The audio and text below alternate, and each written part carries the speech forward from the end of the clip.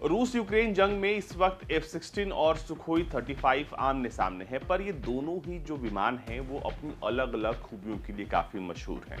लेकिन हम आज बात करेंगे उन खास खूबियों की, जैसे साइज़ की, मिसाइल्स की, कि क्या इस आधार पर इन दोनों फाइटर जेट्स का आमना सामना होता है तो कौन जीतेगा। हाल ही में एक F-16 विमान को रूस ने मार गिराने का दावा किया, जिसके बाद यूक्रेन ने अपने एयर चीफ को ही पद से हटा दिया। लेकिन क्या वाकई में सुखोई 35 काफी एडवांस है F-16 से? तो आइए समझते हैं, पूरी नहीं बल्कि दो चार बिंदुओं के माध्यम से समझने की कोशिश करते हैं कि क्या होगा। F-16 1970s में सर्विस में आया, जबकि सुखोई 35 जो है वो 1990s में आया। दोनों के बीच एक लंबा गैप है। अब जो यूक्रेन को F-16 फाइटर जेट्स मिले हैं वो एक कह सकते हैं कि पुराने फाइटर जेट्स हैं, जिनको बाद में जो है वो अपग्रेड किया गया और फिर अब वो यूक्रेन के पास आए हैं। उनमें अपग्रेड क्या हुआ है? उनमें अपग्रेड हुआ है उनका रेडार, उनका जीपीएस।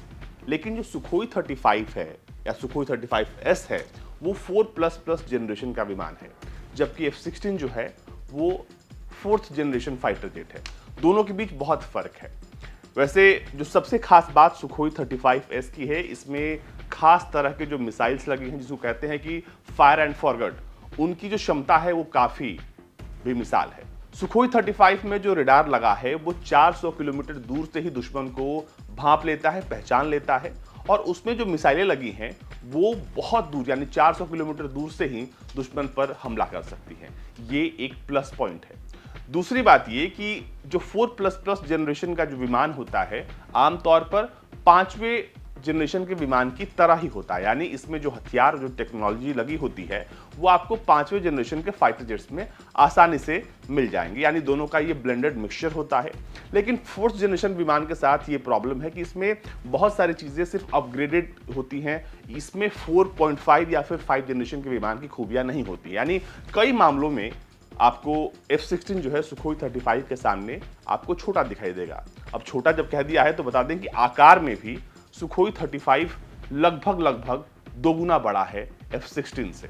F-16 के साइज से सुखोई 35 50% बड़ा है और तकरीबन 18 टन वजन जो है वो अधिक है।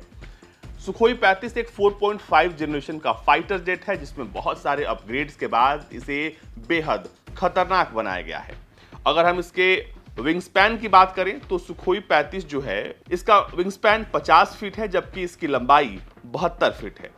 अब ये अमेरिकी वाइपर से बेहद बड़ा है।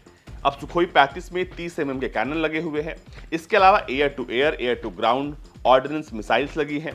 इसमें सबसे प्रॉब्लमेटिक है वो है R-37 और R-77 radar homing air to air missiles, जिन्हें दूर से ही रूस की सेना फायर करके छोड़ देती है और ये फिर जाकर शिकार कर लेते हैं। तो हमने सिर्फ दो आधार पर दोनों ही फाइटर जेट्स का कंपैरिजन किया, एक तो मिसाइल्स के आधार पर, एक कब दोनों सर्विस में आए उसके आधार पर, और तीसरा साइज के आधार पर। और इन तीनों ही अगर मानकों की बात करें तो यहाँ सुखोई 35 को जो है वो बढ़त मिलती हुई दिखाई देती है। वैसे बता दें कि F-16 भी बहुत बेहतरीन फाइटर जेट है, सुखोई 35 भी बहुत बेहतरीन फाइटर जेट है, लेकिन सुखोई 35 की जो थ्रस्ट वेक्टरिंग टेक्नोलॉजी है वो इसे अजाइल मैनोवर्स करने की क्षमता प्रदान करती है। जैसे कोबरा बहुत फेमस मैनोवर है कोबरा, लेकिन F-16 भी बहुत खास है। F-16 में भी बहुत सा जैसे AIM-120 advance medium range to air missiles लगी हैं। इसके अलावा इसमें AIM-120D है, जिसकी क्षमता तकरीबन 100 मील तक है, लेकिन ये रूस के R-77 और R-37 के सामने छोटा है। हालांकि रेंज और मिसाइल्स के आधार पर भी सुखोई 35 आगे जरूर है, लेकिन आपको बता दें कि आमतौर पर युद्ध यानी बैटल ग्राउंड में बहुत ही ज़्यादा चुनौतियां होती हैं।